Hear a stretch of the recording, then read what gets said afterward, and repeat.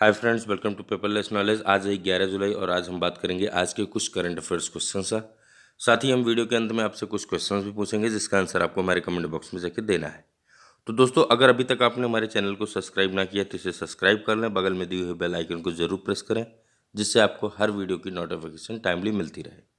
आप हमारे Telegram group से भी जुड़ सकते हैं। टेलीग्राम का लिंक हमने अपने डिस्क्रिप्शन बॉक्स में दे रखा है, वहाँ से जाके आप डेली की PDF फाइल डाउनलोड कर सकते हैं। चलिए बात करते हैं आज के करंट अफेयर्स क्वेश्चंस का। तो पहले बात करेंगे कल के क्वेश्चंस का। तो यहाँ पे पहला क्वेश्चन आपसे जो पूछा गया था, साकेत का लेखक कौन है?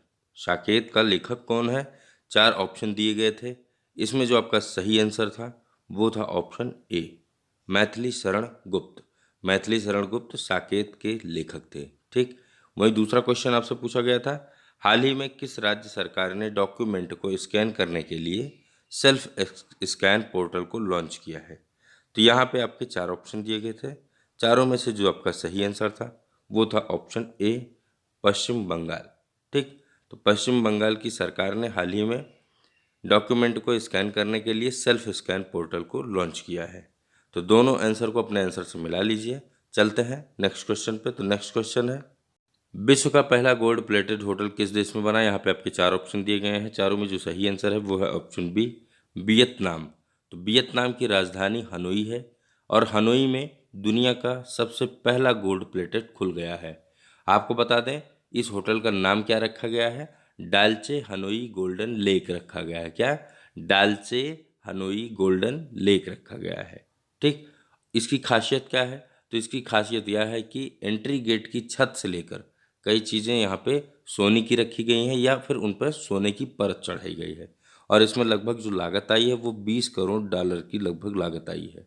ठीक। और दुनिया का यह सबसे पहला होटल है जो कि स्वघोषित गोल्ड प्लेटेड होटल है। ठीक। और इसके जो मालिक हैं वो गुयेन हु डोआंग जी हैं जो कि बिन समूह के चेयरमैन हैं। यहाँ पे आपको नेक्स्ट क्वेश्चन पे ले चलते हैं। नेक्स्ट क्वेश्चन है हमारा, हाल ही में किन 2 देशों ने खसरा और रुबेला रोगों को समाप्त करने में सफलता हासिल की है? 4 ऑप्शन दिए गए हैं यहाँ पे। चारों में जो सही आंसर है वो है ऑप्शन डी, श्रीलंका और मालदीव। तो यहाँ पे आपको बता दें कि जुलाई 2020 में ये श्रीलंका और मालदीव रुबेला वायरस का सफाया कर दिए हैं, मतलब पूरी तरीके से समाप्त करने में उन्हें सफलता मिल गई है। और इसके साथ ही श्रीलंका और मालदीव WHO के दक्षिण पूर्व एशिया क्षेत्र से पहले 2 देश बन गए हैं जिन्होंने मीसल्स और रुबेला वायरस दोनों को सफलतापूर्वक समाप्त कर दिया है। ठीक। वहीं आपको बता दें कि इससे पहले 2017 से 18 में खसरा वायरस क्षेत्र में 5 ऐसे देश थे जहां से अब खसरा वायरस समाप्त हो गया है। वो देश कौन कौन से थे? तो भूटान, तिमोर लेस्ते, उत्तर कोरिया और मालदीव दक्षिण पूर्व एशिया कि ये ऐसे 4 देश थे और उसमें जो है एक देश आपका श्रीलंका था। ठीक। तो 4 ये और प्लस आपका एक श्रीलंका मिला के 5 ऐसे देश थे जहाँ पे खसरा वायरस से लोग काफ़ी ज़्यादा मात्रा में संक्रमित थे। अब यहाँ पे ये श्रीलंका और मालदीव ने इसे समाप्त कर दिया है। नेक्स्ट क्वेश्चन पे चलेंगे। नेक्स्ट क्वेश्चन है हमारा, अंतर्राष्ट्रीय पशुधन अनुसंधान संस्थान मतलब ILRI का मुख्यालय कहाँ है या कहाँ स्थित है? ठीक। तो इसे आप, इसका जो सही आंसर होगा, यहाँ पे आपके 4 ऑप्शन दिए गए हैं। चारों में जो आपका सही आंसर होगा वो है ऑप्शन बी, नैरोबी, केन्या। ठीक। तो यह केन्या के नैरोबी में स्थित है। आपको बता दें कि ILRI एक अंतर्राष्ट्रीय कृषि अनुसंधान संस्थान है। इसकी स्थापना वर्ष 1994 में हुई थी। ठीक। और यह जो है, जैसा कि यहाँ पे हमने आपको बताया कि केन्या में स्थित है, केन्या के नैरोबी में स्थित है। ठीक। और यह विश्व में खाद्य सुरक्षा और गरीबी उन्मूलन में पशुधन की भूमिका के संदर्भ में विश्व स्तर पर भागीदारों के साथ मिलकर कार्य करता है। नेक्स्ट क्वेश्चन पे चलेंगे। नेक्स्ट क्वेश्चन हमारा, किस संगठन ने तुरंत सुविधा केंद्र TS के नाम के इंटरफेस पॉइंट लॉन्च करने का निर्णय लिया है? यहाँ पे आपके 4 ऑप्शन दिए गए हैं। चारों में जो सही आंसर है वो है ऑप्शन बी, केंद्रीय अप्रत्यक्ष कर और सीमा शुल्क बोर्ड। तो आपको बता दें कि केंद्रीय अप्रत्यक्ष कर और सीमा शुल्क बोर्ड ने अभी हाल में ही यह कस्टम स्टेशन 15 जुलाई तक तुरंत सुविधा केंद्र स्थापित करेंगे, इसका यह निर्णय लिया है। ठीक है, कब तक जो है इसे स्थापित करेंगे? 15 जुलाई तक, इसे आप नोट कर लीजिएगा। ठीक, और वहीं आपको बता दें कि केंद्रीय बजट 2020 राष्ट्रव्यापी फेसलेस असेसमेंट शुरू करने का प्रस्ताव दिया और इसे प्रक्रिया का पहला कदम माना गया है। ठीक, वहीं नेक्स्ट चीज़ आपको बताएं, नेक्स्ट पॉइंट नोट कर लीजिएगा कि सीबीआईसी ने कई आधुनिक प्रशिक्षण उपकरणों को केंद्रीय राजस्व नियंत्रण प्रयोगशाला में भी शामिल किया है। नेक्स्ट क्वेश्चन पे चलेंगे। नेक्स्ट क्वेश्चन है हमारा, वाणिज्यिक संचार उपग्रह एपस्टार 6D को किस देश ने लॉन्च किया? तो यहाँ पे आपके 4 ऑप्शन दिए गए हैं, चारों में जो सही आंसर है वो है ऑप्शन सी, चीन। ठीक, तो इसमें आप नोट कर लीजिए कि चीन ने 9 जुलाई 2020 को सिचोंग सैटेलाइट लॉन्च सेंटर की लॉन्च पैड 3 से संचार उपग्रह एपस्टार 6D को लॉन्च किया है और China academy of space technology ने वाणिज्यिक उपग्रह एपस्टार 6D को विकसित किया है। किसने किया है?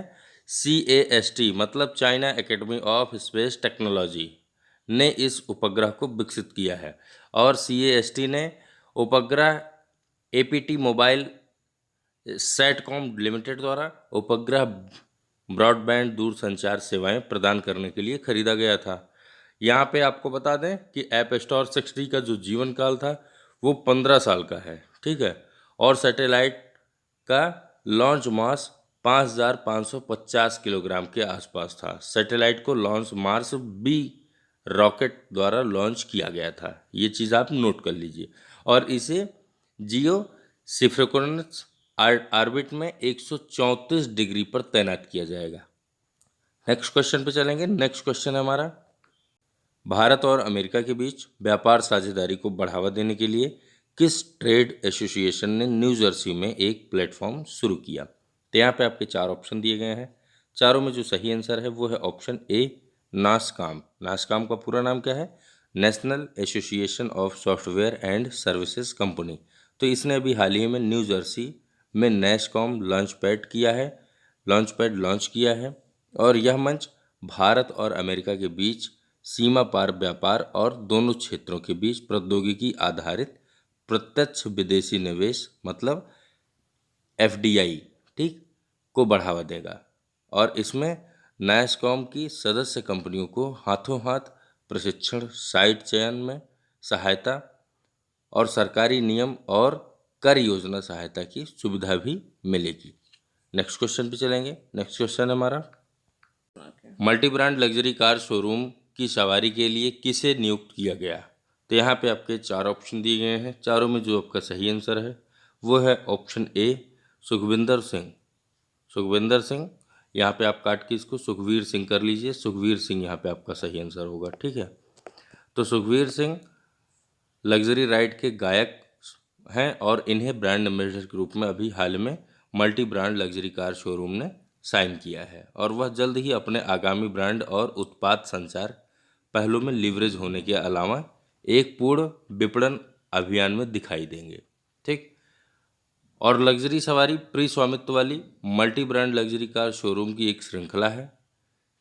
इसके पूर्व स्वामित्व वाली लग्जरी कार पोर्टफोलियो में Audi, BMW, Mercedes, Porsche, Volvo, Jaguar, land rover, mini Cooper और अन्य कारें भी शामिल हैं।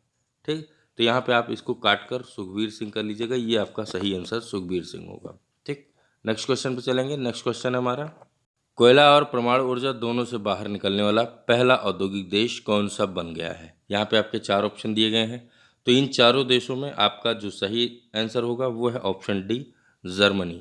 तो जर्मनी कोयला और परमाणु ऊर्जा दोनों से बाहर निकलने वाला पहला औद्योगिक देश बन गया।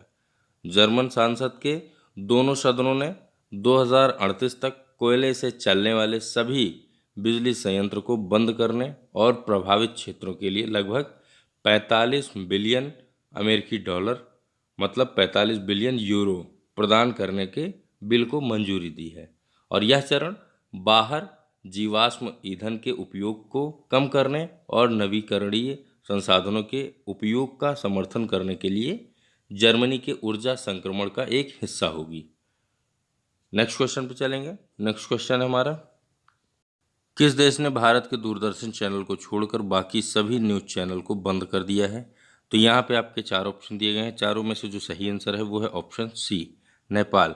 तो नेपाल के प्रधानमंत्री अभी हाल में जो वर्तमान में हैं वो केपी शर्मा ओली हैं, और उनकी सरकार के एक वरिष्ठ मंत्री ने यह ऐलान किया है कि भारत के दूरदर्शन चैनल को छोड़कर बाकी सभी न्यूज़ चैनल को बंद कर दिया जाए।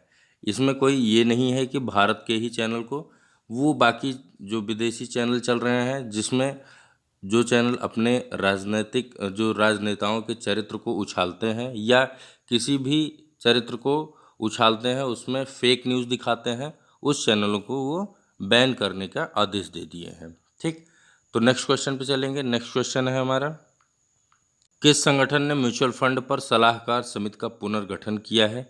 तो यहाँ पे आपके 4 ऑप्शन दिए गए हैं। चारों में जो आपका सही आंसर है वो है ऑप्शन ए, सेवी। तो सेवी एक संगठन है जिसके द्वारा म्यूचुअल फंड पर सलाहकार समिति का पुनर्गठन किया गया है। आपको बता दें कि सेवी के द्वारा ही जो भी म्यूचुअल फंड में निवेश होते हैं या जो भी उसमें जितने भी कार्य किए जाते हैं वो सेवी के अंतर्गत किए जाते हैं। अगर कोई निर्णय लेना है तो वो सेवी के द्वारा ही लिया जाता है। ठीक है, नेक्स्ट क्वेश्चन पे चलेंगे। तो नेक्स्ट क्वेश्चन में आज हम बात करने वाले हैं अपने उन 2 क्वेश्चंस का। तो देखते हैं 2 क्वेश्चंस को। तो यहाँ पे आपका आज का पहला क्वेश्चन है, नोबेल पुरस्कार पाने वाली प्रथम महिला कौन थी? ठीक, तो 4 ऑप्शन यहाँ पे दिए गए हैं। चारों में से आपका एक आंसर सही होगा। दूसरा क्वेश्चन आपसे पूछा गया है, यूएनओ की प्रथम महिला सभापति कौन थी? तो यहाँ भी आपके 4 ऑप्शन दिए गए हैं। तो दोनों क्वेश्चन में 4 ऑप्शन दिए गए हैं जिनमें आपका एक आंसर सही होगा। वो जाके आप हमारे कमेंट बॉक्स में टाइप करिए और अपना आंसर दीजिए। अगर आपको इस वीडियो में कोई चीज़ नहीं समझ में आई है तो उसे आप कमेंट बॉक्स में कमेंट करके हमसे पूछ सकते हैं। और अगर यह वीडियो आपको पसंद आई है तो इसे लाइक व शेयर करना बिल्कुल ना भूलें। अभी तक अगर आपने हमारे चैनल को सब्सक्राइब ना किया है तो इसे सब्सक्राइब कर लें। बगल में दिए हुए बेल आइकन को ज़रूर प्रेस करें जिससे कि आपको हर वीडियो की नोटिफिकेशन टाइमली मिलती रहे। तो दोस्तों, आज की वीडियो में इतना ही। फिर मिलेंगे किसी अन्य वीडियो के साथ, तब तक के लिए धन्यवाद।